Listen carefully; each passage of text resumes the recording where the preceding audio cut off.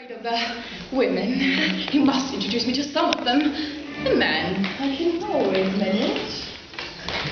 How do you do, Lord Augustus? I have not seen you since yesterday. I am afraid you're faithless. Everyone told me so. No, really, Mrs. Erlin, allow me to explain. No, dear Lord Augustus, you can't explain anything. It is a cheap charm. If you find charms in me, Mrs. Erlin. Oh, here you are. Count Charles. You look famous. Come out and terrace. Lady Windermere. How beautiful your terrace is illuminated. Oh, Mr. Graham. How are you? Isn't that your Aunt Lady Jeffra? I should so much like to know her. Certainly. Aunt Caroline, allow me to introduce Mrs. Erlin. So pleased to meet you, Lady Jeffra. The next one I have great friend. I'm so much interested in his political career, and I think he is sure to be a wonderful success. And he's such a brilliant talker too. We all know from whom he inherits that. Lord Allen was saying to me only yesterday in the park that Mr. Graham talks almost as well as his aunt.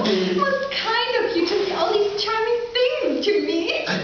Did you introduce Mrs. Erlin to Lady Jeffra? Had to, my dear friends. Couldn't help it. That woman can make one do anything she wants. How, I don't know. Well, hope to goodness she won't speak to me. So it's a with great pleasure. What a bore it is to dear Sybil to these old dowagers, but they always insist on it. Who is the well-dressed woman talking to Windermere? Haven't got the slightest idea. Looks like an édition deluxe of a wicked French novel meant specially for the English market. So that's this poor dummy with Lady Plymdale. I hear she's frightfully jealous of him. He doesn't seem anxious to speak to her. I suppose he's afraid of her.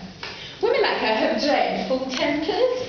Oh, do you know, I think I shall dance with you first. It will make Lord Augustus so jealous. Oh, God. Lord Augustus, Lord Windermere insists on my dancing with him first, and as it's his own house, I can't well refuse. You know, I would much sooner dance with you. I wish I could think so, Mrs. Erlin. Oh, you know, fast well, I can fancy a person dancing. Through life with you and funny charm. Oh, thank you, thank you. You're the most adorable of all ladies. Oh, thank you. It's nice to be so simple and so sincere. Just the sort of speech I like. Well, you shall hold my bouquet.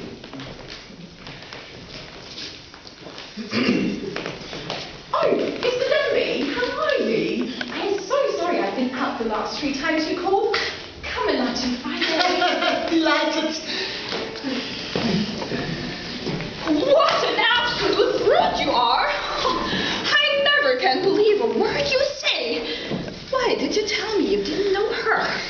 And what do you mean by calling on her 3 times running? You are not to go to lunch there.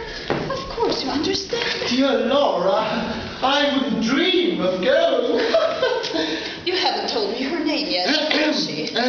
She's a Mrs. Erlin. That woman? Yes, that's what everyone calls her. How very interesting. How intensely interesting. I must have a good stare at her. No. Come back here. I've heard the most shocking things about her. They say she's ruining poor Windermere. And Lady Windermere, who's in for being so proper, invites her. Oh, extremely amusing. It takes a thoroughly good woman to do a thoroughly stupid thing.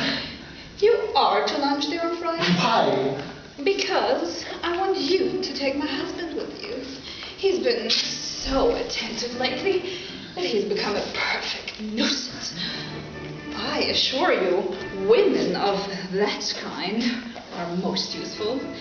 They form the basis of other people's marriages. What a mystery you are. I wish you were. Well, I am.